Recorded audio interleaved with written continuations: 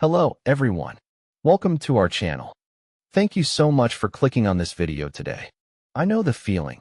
You've been studying English for years, but it still doesn't feel natural or fluent. You see some people pick it up in months and wonder, what's their secret? The truth is, it's not talent or luck. It's the way they learn. In this video, we'll uncover the real differences between fast learners and slow ones, with simple stories and tips you can use right away. If you want more honest, practical advice like this, please subscribe.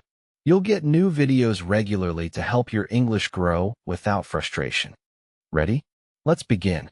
Meet two learners, Anna from Poland and Tom from Japan. Both started English at age 25. Both wanted fluency for work. Both studied hard. 5 years later, Anna speaks fluently. She chats with native speakers easily. She watches movies without subtitles. She thinks in English sometimes. Tom still struggles. He knows grammar rules.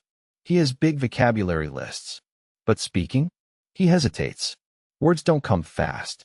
Conversations feel stressful. What made the difference? Not intelligence. Not time spent. The method. Let's look at the key differences, 7 big ones that decide if you learn in months or years. Difference 1. Focus on input versus output first. Fast learners like Anna focus on input first. Listening and reading. Massive amounts. She listened to podcasts daily. Read simple books. Watched shows. She understood 70% at first. Didn't worry about speaking. Tom focused on output early. Grammar exercises. Speaking practice from day one. He spoke little. Got frustrated. Progress slow. Science says, input builds foundation. Like babies listen for months before talking. Fast learners delay speaking. Build strong base. Difference 2. Comprehensible input versus random study. Anna chose comprehensible input. Material she mostly understood. I+1 level, a little challenging. Easy podcasts. Graded readers. Shows with clear speech. Tom studied random things. Advanced news. Complex grammar books. Too hard. Brain shut down. Crash in theory. Language acquired when message understood. Not forced.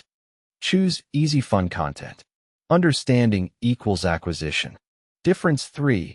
Habits versus cramming. Anna built daily habits. 30 minutes listening morning. 20 minutes reading evening. Consistent. Small but regular. Tom crammed. Weekend 5 hours. Weekdays nothing. Brain forgets without repetition. Fast learners treat English like brushing teeth. Daily routine. Difference 4. Meaning first versus rules first. Anna learned meaning first. Saw get up in story. Understood context. Used it naturally. Tom memorized rules.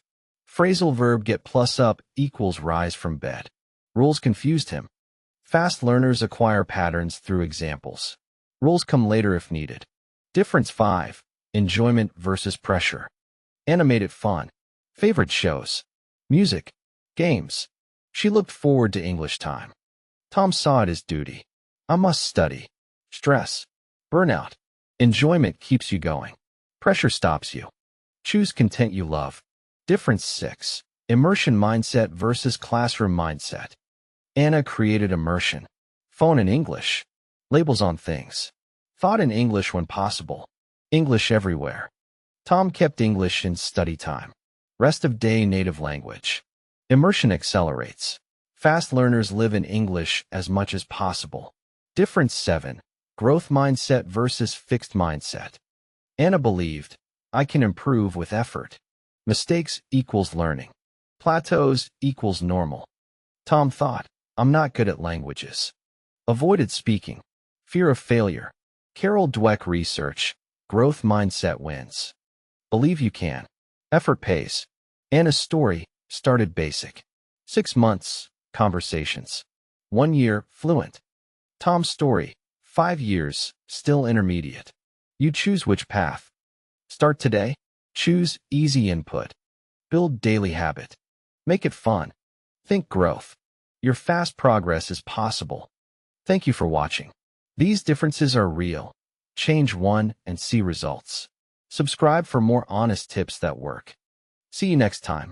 Your fluent English is closer than you think.